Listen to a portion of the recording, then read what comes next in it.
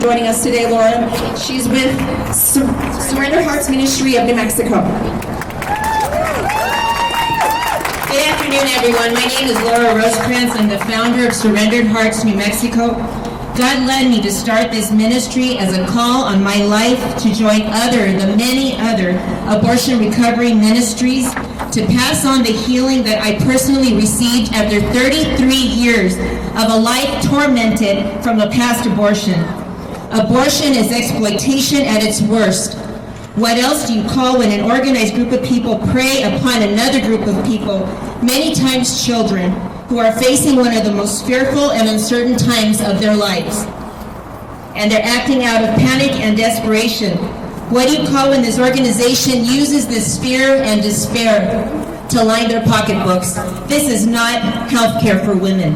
This is pure and simple exploitation. A majority of the women who choose abortion do so because of abuse and fear from their past. Listen to what exploitation sounds like when it comes to Planned Parenthood. Over 94% of Planned Parenthood services to pregnant women are abortions, and Planned Parenthood makes one adoption referral for every 174 abortions it performs. Does this really sound like an organization that gives women choices? No, it does not. My own counseling consisted of two women rushing me into another room when I told them that I did not want to do this and I felt that it was murder, and I was only there because I feared for my life. Their wise words to me were, if we handed you a gun right now, would you be able to just turn around and shoot someone? I told them no. They told me at that point that you're not capable of murder. They told me this is just a solution to your problem. Did they care that the man who had got me pregnant at the age of 16 was guilty of statutory rape, or that I had been coerced to do this? All they cared about was getting their money. In 2013, Planned Parenthood committed over 320,000 abortions, making them the nation's largest abortion provider. Their self-proclaimed counseling is almost non-existent, and whatever counseling they do heavily leans on abortions being the safest and the best way to handle abortions. Our mission statement for our ministry begins with a statement made by apologetics expert Grant Bressett. If you knew abortion hurts women, would you rethink your position? Well, this woman standing before you here today has experienced firsthand what abortion does to women.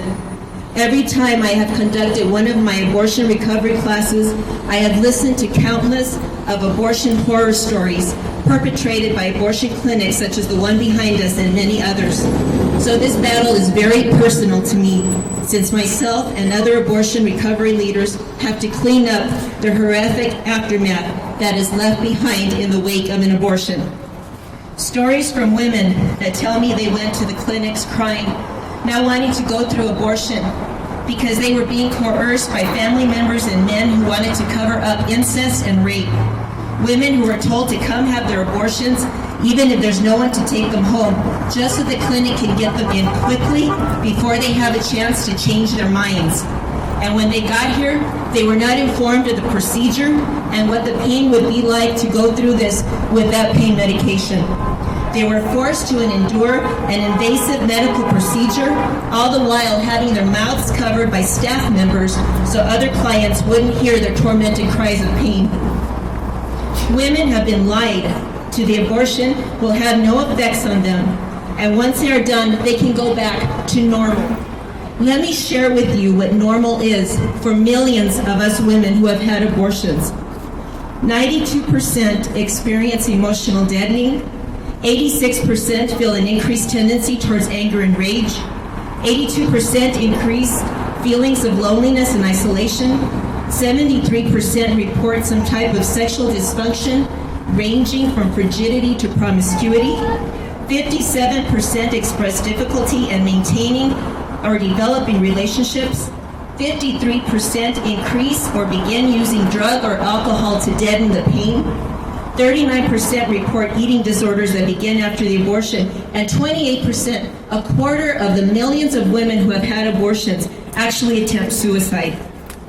We call on the leaders of our state to defund Planned Parenthood and investigate all New Mexican abortion clinics. We call to an end to the practice of harvesting aborted body parts It is time to wake up, New Mexico, and finally do something to end the Holocaust that is occurring in our own backyard.